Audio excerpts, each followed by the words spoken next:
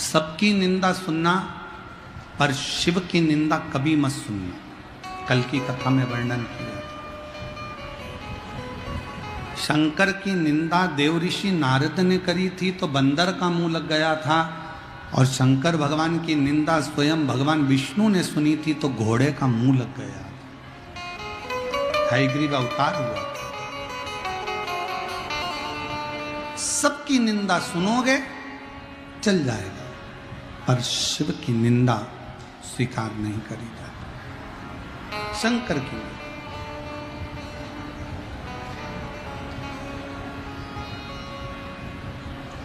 कोई तुमसे कहे कि शंकर भगवान तो इनसे राजी होते हैं, शंकर भगवान उनसे राजी होते हैं, शंकर भगवान इनसे राजी हो रहे हैं, उनसे राजी हो रहे हैं।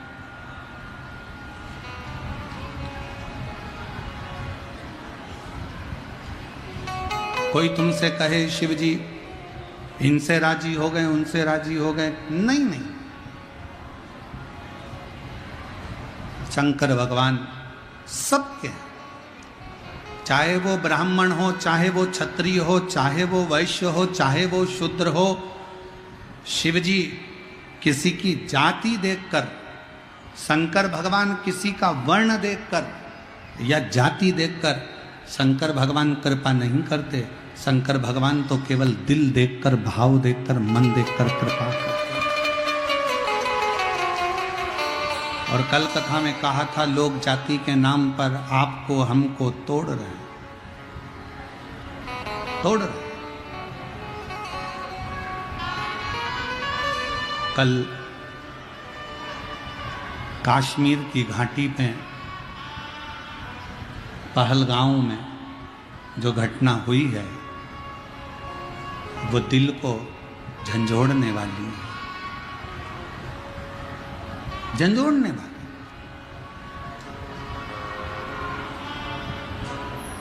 भारत की भूमि पर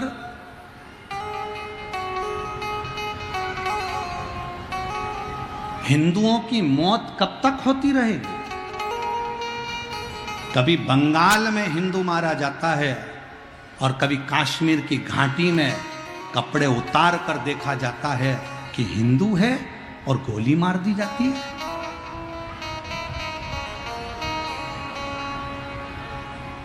करोगे क्या?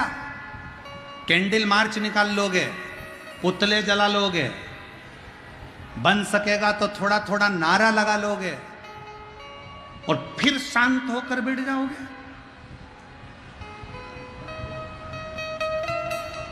फिर शांत?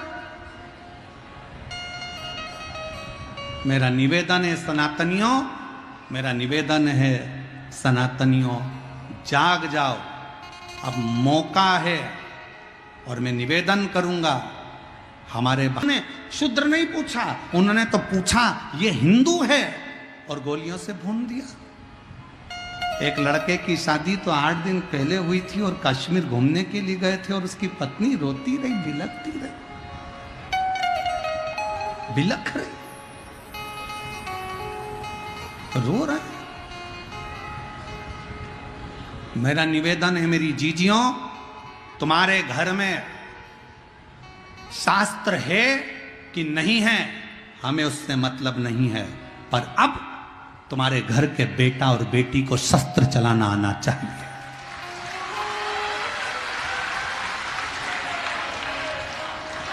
अब तुम्हारे बेटा बेटी को शस्त्र चलाना आना चाहिए। बेटी को भी शस्त्र चलाना सिखाओ और बेटों को भी शस्त्र चलाना सिखाओ। हमारे सनातन धर्म का कोई देवता बिना शस्त्र के नहीं है, तो हमारा घर बिना शस्त्र के नहीं होना चाहिए। और जब वक्त पड़े उन शस्त्र को निकालो और सामने खड़े हो जाओ। और कितनी दुखद घटना कि पूछा जा रहा है तू हिंदू है और गोली मारी जा रही है। बंगाल में देखा जा रहा है हिंदू है और घर से निकाल कर मारा जा रहा है। और संसद भवन में बैठे हुए वो 200 हिंदू सांसद वक्फ बोर्ड के बिल के ऊपर रात भर बहस करते हैं और हिंदू के नाम पर कलक बनकर बैठे हैं ले जाओ उनको और काश्मीर की उस घाटी में सौंप दो। कश्मीर की घाटी में ले जाकर सौंप दो कि जो सनातन धर्म को छोड़कर हिंदू होकर हिंदू के लिए अपशब्द कहते, क्या जरूरत है इसकी, क्या जरूरत है उसकी। अरे थोड़ा तो जाग जाओ रे। उस लड़की को देखो जिसका 8 दिन पहले पति शादी हुआ, मेहंदी लगी हाथ में और पति मर गया, एक का बेटा चले गया, 26 से 27 लोग मौत के घाट उतर गए। मौत के घाट कब तक झेलेगा, कब तक। इसलिए निवेदन है कि जागो तो एक बार हिंदू, जागो तो एक बार हिंदू। तुम्हारा जागना जरूरी है, बहुत जरूरी, बहुत जरूरी। आज ब्रह्म में 5 मिनट के लिए उस घाटी में मृत्यु के घाट उतारे गए उन सभी निर्दोषों के लिए जिन्होंने कभी नहीं सोचा था कि ऐसा हो जाएगा, उनके लिए 5 बार श्री शिवाय नमस्तुभ्यम श्रद्धांजलि के रूप में आप और हम समर्पित करें। दिल से आप और हम बोले सभी श्री शिवाय नमस्तुभ्यम, श्री शिवाय नमस्तुभ्यम, श्री शिवाय नमस्तुभ्यम, श्री शिवाय नमस्तुभ्यम, श्री शिवाय नमस्तुभ्यम, श्री शिवाय नमस्तुभ्यम। भगवान शिव उन जीवों को अपना स्थान दे। कथा कर रही है भगवान नारायण शंकर जी के गण से हार गए, शिव गण से भगवान नारायण हारे, शिव गण से।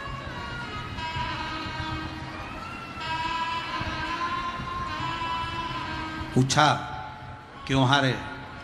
कहा दधीची ऋषि के मित्र थे राजा क्षुभ। राजा क्षुभ ने आकर कह दिया कि नारायण बड़े हैं, शंकर का अपमान कर दिया। दधीची ऋषि को क्रोध आया और उन्होंने एक मुष्टिक प्रहार राजा क्षुभ पर कर दिया। जैसे ही राजा क्षुभ पर मिष्टुक प्रहार करा, राजा क्षुभ को क्रोध आ गया और उन्होंने वज्र का प्रहार कर कर दधीची ऋषि के शरीर के टुकड़े कर दिए। दधीची ऋषि के शरीर के टुकड़े हुए। श्वास चल रही थी, श्वासें निकल रही थी। राजा क्षुभ वहां से चले गए। दधीची ऋषि ने शुक्राचार्य बाबा को याद किया और शुक्राचार्य बाबा को याद कर कर कहा, बाबा शुक्राचार्य मुझे पुनः जीवित करिए। शुक्राचार्य जी ने महामृत्युंजय मंत्र का स्मरण कराया और महामृत्युंजय मंत्र का स्मरण कराकर दधीची ऋषि को स्वस्थ कर दिया। उनका शरीर तो ठीक हो गया, पर शुक्राचार्य जी से दधीची जी ने कहा, मुझे ऐसा वर चाहिए कि मेरे अस्थियां, मेरी हड्डियां वज्र की हो जाए, मेरे घर का वैभव कभी समाप्त तो ना हो, दुश्मन मेरे सामने परास्त हो जाए।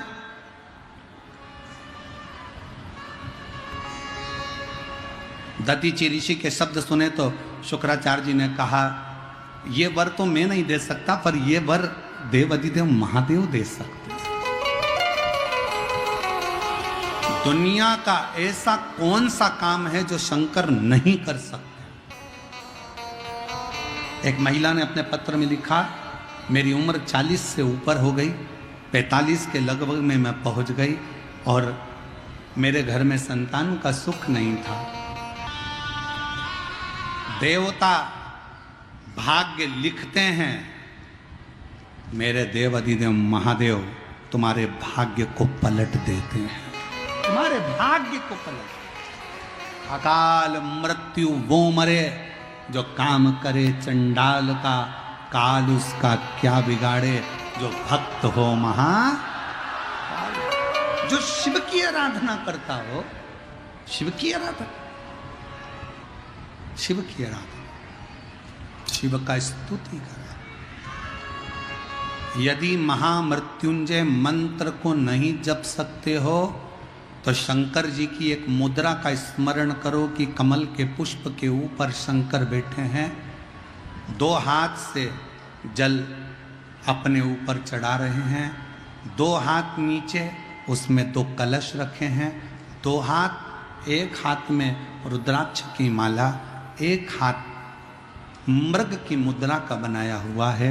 शिव जी मुस्कुरा रहे हैं, वो शंकर महामृत्युंजय हैं। इस चित्र का रोज अपने हृदय में मनन चिंतन करने से शरीर में कितने भी रोग हों वो समाप्त हो जाते हैं। मात्र चित्र का मनन चिंतन करने।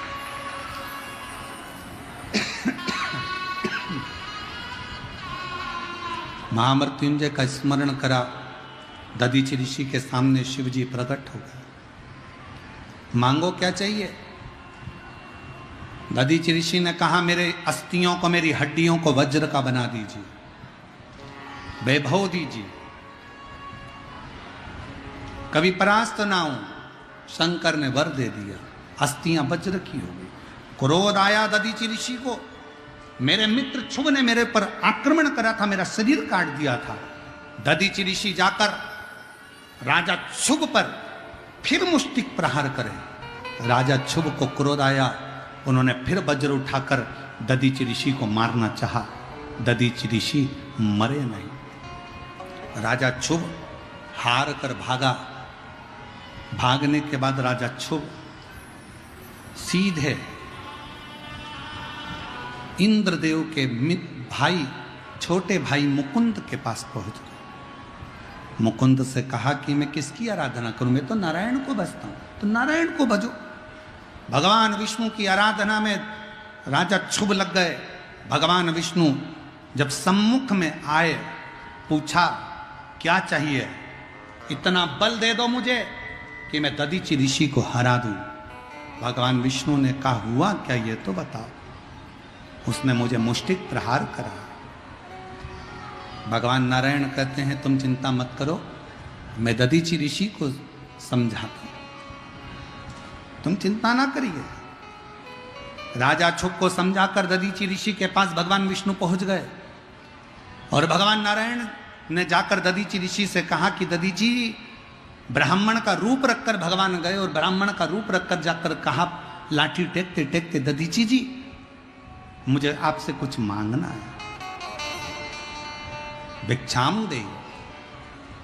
क्या मांगना है?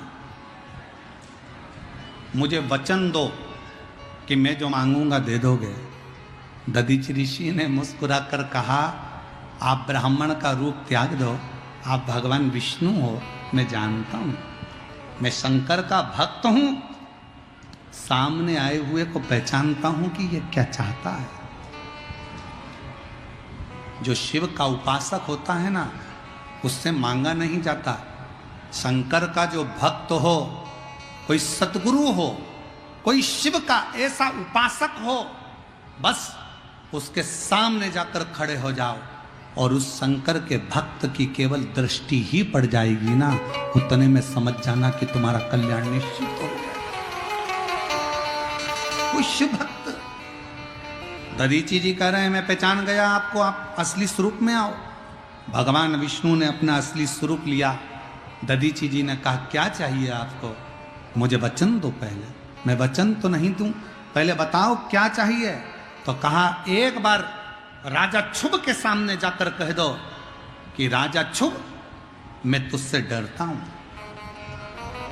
भगवान विष्णु कह रहे हैं दधीचि ऋषि से कि जाकर कह दो राजा शुभ को कि मैं तुझसे डरता हूं। दधीचि ऋषि उठकर खड़े होकर भगवान विष्णु के सामने कहा, मैं शिव का भक्त दधीचि किसी से नहीं डरता, डरता हूं तो केवल कालाधिपति महाकाल से डरता हूं। भगवान शिव से डरता, मैं किसी से नहीं डरता। भगवान विष्णु ने समझाया पर नहीं माने। अब किससे कहने जाएं? तब भगवान विष्णु शंकर जी के पास जाने लगे। दधीचि ऋषि ने कहा, प्रभु मेरे वचन को रखना। शंकर भगवान उसी समय मृग का रूप रख लिए, मृग का। और भगवान शंकर मृग का रूप रखकर भटकने लगे, यहां तहां जाने लगे। ब्रह्मा जी से भगवान विष्णु ने पूछा, तुमने शिव जी को देखा है? नहीं। इंद्र, तुमने शंकर को देखा है? नहीं। ढूंढते ढूंढते ढूंढते ढूंढते समय हो गया। भगवान नारायण ने एक मृग को देखा जो चल रहा था, विचर रहा था। उसको देखकर भगवान नारायण नीचे गए, मृग को देखकर हाथ जोड़कर खड़े हो गए, क्या आप शंकर ही हैं? भगवान शंकर कभी झूठ नहीं बोलते, इसलिए शिव ने सोचा कि मुझे सत्य बोलना पड़ेगा। शंकर उसी समय पर ओझल होने लगे। जैसे ही शिव जी भागने लगे, उसी समय पर भगवान विष्णु ने हिरण का सींग पकड़ लिया और भगवान शंकर ओझल हो गए। उस सींग को रखकर भगवान विष्णु पृथ्वी पर शंकर की आराधना करने लगे। वो सींग रखकर जैसी आराधना करने लगे, तब भगवान शंकर उस सींग में से प्रकट हो गए। उसी का नाम सिंहेश्वर महादेव हो गया। उसी का नाम सिंहेश्वर महादेव हो गया। सींग को रखकर आराधना करते हैं। आराधना करते करते जब आराधना पूर्ण होती है, शंकर कहते हैं तुम्हें क्या चाहिए? बस आपकी कृपा हो, राजा क्षुभ और दधीचि का संजोग हो। दधीचि ऋषि ने भगवान विष्णु को श्राप दिया है कि मेरे शंकर के गण से हारेगा, मैं हारने को तैयार हूं, पर इन दोनों में प्रेम तो बढ़े। शंकर भगवान कहते हैं तुम चिंता मत करो, एक स्थिरता धारण करने के लिए स्तंभेश्वर की भूमि पर जाइए, स्थानु में जाइए। कुरुक्षेत्र को पहले स्थानु कहा जाता, जहां बैठकर भगवान विष्णु ने फिर एक शिवलिंग का निर्माण करा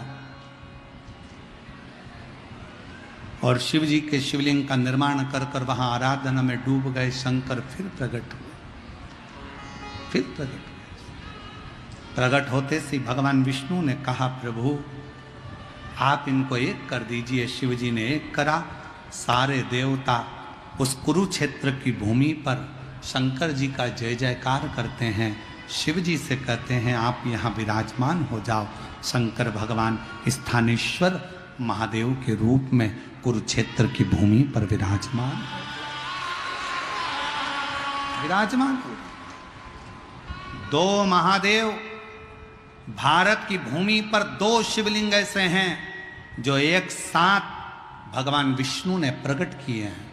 पहले नंबर पर बिहार का सिंहेश्वर महादेव और दूसरे नंबर पर कुरुक्षेत्र का स्तंभेश्वर महादेव, स्थानेश्वर। ये दो स्वरूप हैं जो शिव प्रकट करें।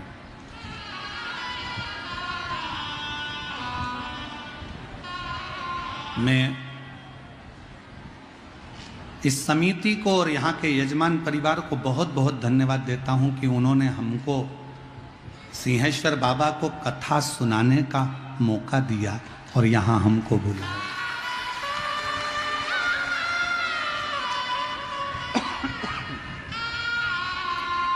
सिंहेश्वर बाबा के इस पवित्र धाम में बुलाकर हमें कथा कहने का मौका दिया।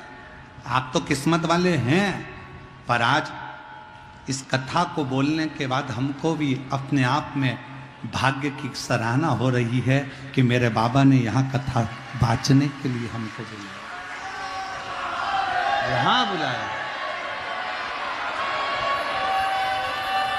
वो सिंहेश्वर नाथ की पवित्र धरा शिव महापुराण की कथा में शंकर भगवान विष्णु से कहते हैं ये दो शिवलिंग भारत की भूमि पर ऐसे विराजमान होंगे, इस शिवलिंग की साक्षी में जो मुझे भजेगा, जिस कामना के लिए आएगा, उसकी वो कामना मैं पूर्ण कर दूंगा।